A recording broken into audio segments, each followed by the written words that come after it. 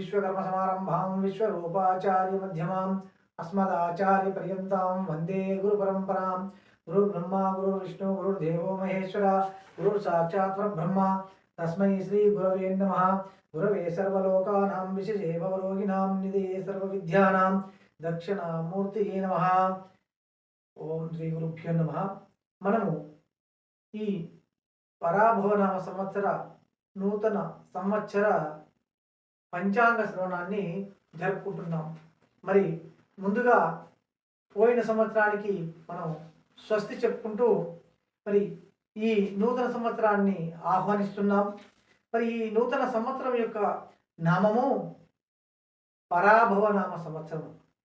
మరి ఈ పరాభవనామ సంవత్సరం ఎలా ఉందయ్యా అని చూసినట్టుంటే రాజు గురుడు అవుతున్నాడు. ఈ గురుడు అవడం వలన కొంత లాభించే యోగం ఉంది. మరి రాజు యొక్క వాహనం ఎలా ఉందయ్యా అంటే మరి నావ అవుతుంది.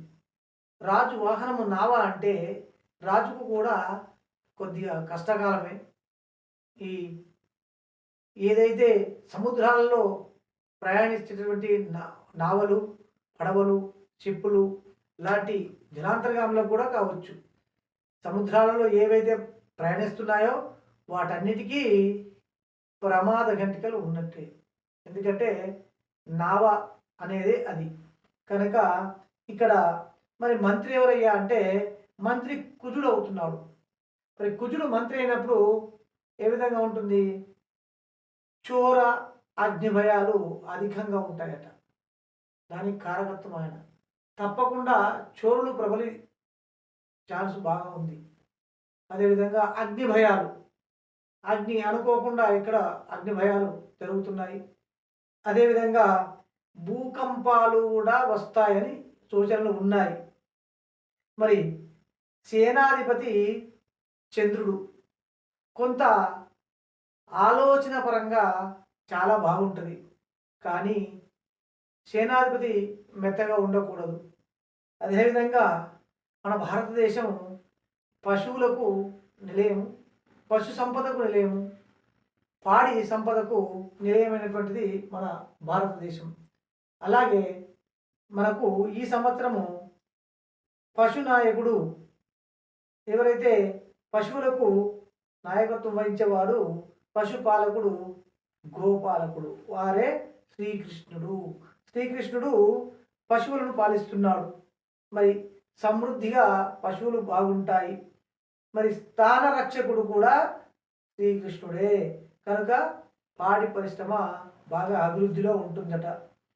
మరి వర్షం చూసుకున్నట్టుంటే 2 పాళ్ళు గాలి ఉంటే 4 పాళ్ళు వర్ష సూచన ఉంది.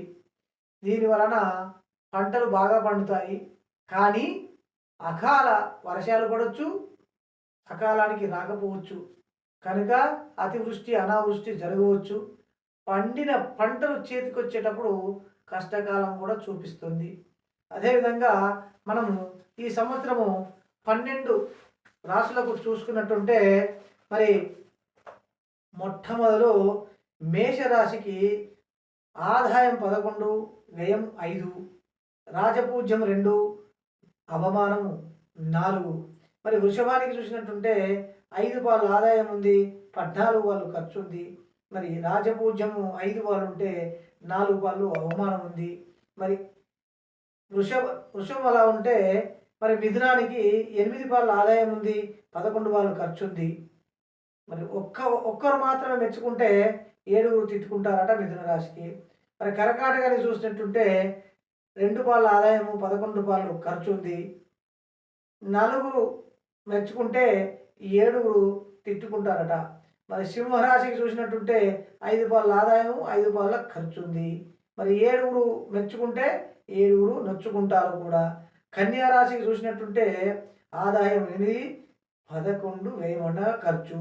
మరి ఎంతమంది మెచ్చుకుంటారా అంటే 3 మెచ్చుకుంటారు, 3 నొచ్చుకుంటారు.